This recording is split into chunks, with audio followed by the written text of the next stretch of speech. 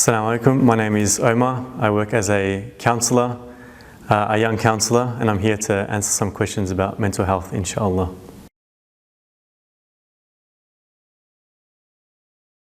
Mental health to me can be explained, let's say, twofold. On one side, when I'm thinking about mental health, I'm thinking being able to cope with your everyday stresses, your everyday responsibilities, just being able to sort of keep up with them. And on the other side, being able to enjoy the things you normally enjoy. So if you ever find yourself not enjoying your normal activities that you like to do, generally speaking, that's probably an indicator that you might need to pay a bit of attention to your mental health. What causes problems in young people is actually a huge topic and something that we could probably talk about for hours on end. I'll try to summarize it. Actually, I won't even try to summarize it. I'll just touch on a few things because a young person's experience is something that is quite overlooked. We look at them as, well, if they're in school, we look at them as people that just need to go to school, go home and do their homework, but there is actually so much more that a young person is dealing with. For example, after a certain age, the biggest influence in a young person's life becomes their friends, not their family anymore.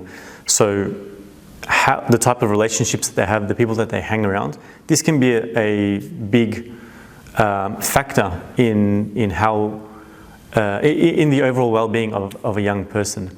A lot of other things, such as the bombardment of information that a young person is faced with, how to navigate that. And you know, if you're listening to this and you're, let's say, an adult and you figured out a lot of things for yourself, a young person is still figuring out a lot of things. And if they haven't got the support network or if they haven't got guidance, a lot of the times they may not be able to answer certain questions, like how to fit in certain groups. And this can cause a lot of stress. And just a few other points quickly, just to throw it out there without trying to elaborate too much. A young person's upbringing, their current home environment, how safe and supported they feel at home is definitely a huge one. But generally speaking, a young person's overall experience is building up a lot of resilience for them. There's a lot of things that they're dealing with. So we can't overlook a young person's experience and say, the only thing that you're dealing with is, let's say, homework and school. There is definitely a lot more to it.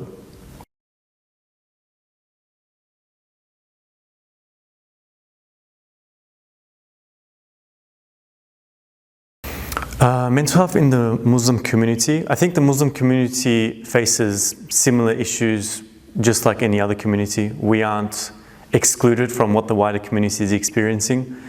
So is mental health or mental illnesses a large problem in the wider community? Yes. So that means we're also experiencing it as a large problem. What we have, alhamdulillah, is we have a lot of, let's say, tools within our religion, within our faith, that we can use to support ourselves, to help ourselves. So if I was struggling with something, I could actually turn to my religion and pick and choose certain things that I think will benefit me. So we have an extra layer of, let's say, protectiveness, or being protected from any trial and tribulation. But yeah, with regards to mental illness being a problem in the wider community, yes, we are very much in that realm as well.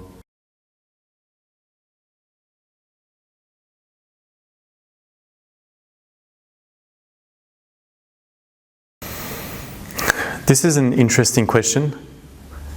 I think the fear of what people are going to say about me far outweighs the fear that I may have of how my mental illness is going to impact me in the long term. There's also the fact that a lot of people don't really understand what mental illness is. You know, you might experience, let's say, symptoms of anxiety, symptoms of depression, and not really know how to put a name to that, not really know how to understand what your experience is. So on one side, you may not know really what's going on, so you sort of just ignore it.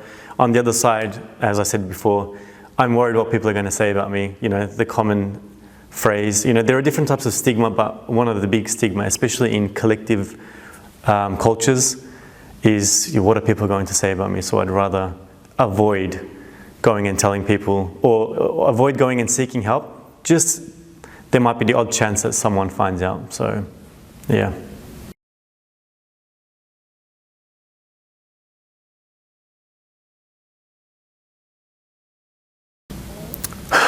Advice.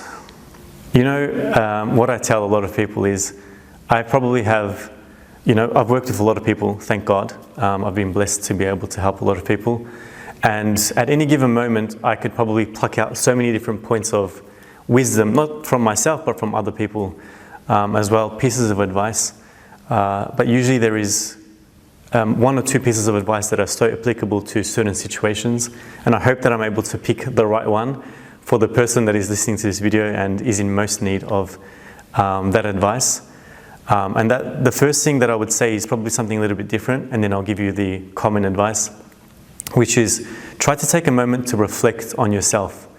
So if you're experiencing something that is unusual to you, if you can allow yourself to pause and reflect on what is it that I'm experiencing right now, what is it that I'm going through, it might help you, I guess, wrap your mind around what your body might be experiencing.